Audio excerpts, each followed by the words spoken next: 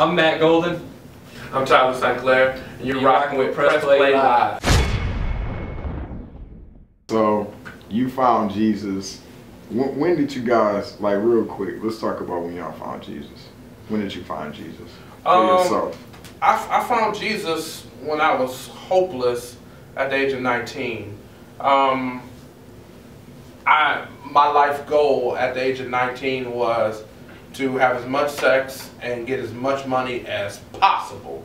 And that was what I wanted to do in my life until I realized that as I was making money and as I was extremely sexually active, that it still left a void in my heart.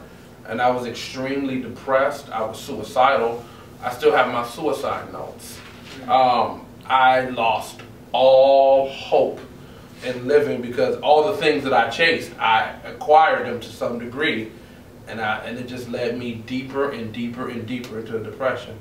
Read the book of Ecclesiastes. I was gonna ask you too, Matt. Like, do you think? And it's just unfortunate, man. Like, I just wish that I heard like a lot more stories about when people have an encounter and want to follow Christ or really dedicate their life to Christ. That it's not like, man, I fell off, or I was selling drugs and I lost all my spots and I'm about to go to prison. Like, do you hear a lot of that? Because I mean, at every store, do people just come in like, well, I'm a lawyer and I came to this church, I saw it was packed and I just wanted to follow Jesus, as opposed to like, man, I was messed up and. Well, nothing wrong with short, but I'm just thinking like, just put that on the floor. Well, we're all messed up to some degree.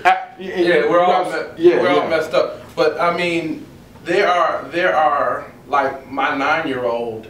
I have 4 children with my wife, and my 9-year-old just last year accepted Christ at the age of 9 and was baptized and made her profession of her faith. She never experienced any of the things that I experienced. So I mean, everybody that's the beautiful thing about Jesus. When he decides to rescue you, no matter if you think you're on the mountaintop or you're in the pit, he's gonna grab you. So everybody doesn't have that quote horror story. Yeah. Some people's story is, I was born and raised in church, and then I got to a point that I truly surrendered my life to him. And I've been living with him ever since. I know multiple 35-year-old, knocking on 40-year-old virgins, people who never had sex and they're still waiting on their bride. So I mean, everybody's story isn't like that, but there are a lot of those. Because I've done prison ministry for about 8 years, and there's a lot of those as well. So, but that's the beautiful thing about Jesus. When he decides to rescue you, he can grab you from wherever you're at. I think that's a tough thing you pose, because it's on both sides of that, man. It's like a lot of times people who have the story he just described, like, I came up in the church and I finally got to a point where I'm like, this is real for me. And scales fell off my eyes, like Paul, and Jesus is real to me now, and I'm going to follow.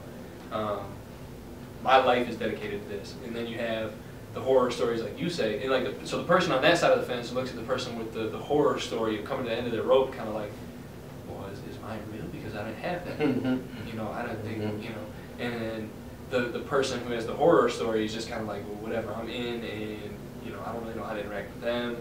The beauty of it all is, like you said, God's going to find you where he's going to find you.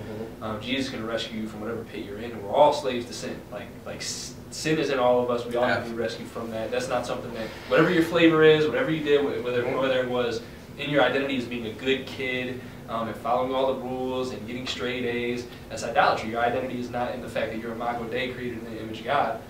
Your reputation is not your identity.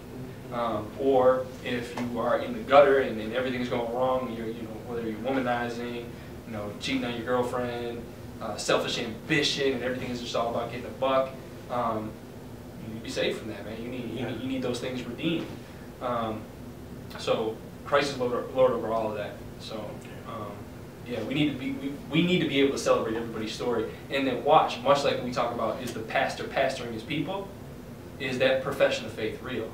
Not as a way to police believers, but as a concern for their soul. Like, are you for real? Are we really brothers? Like, are we really brothers? Am I going to kick it with you forever in eternity? Like, are you safe? You know, as a Yeah. pastor, I know you know that Yeah. that feel. Absolutely.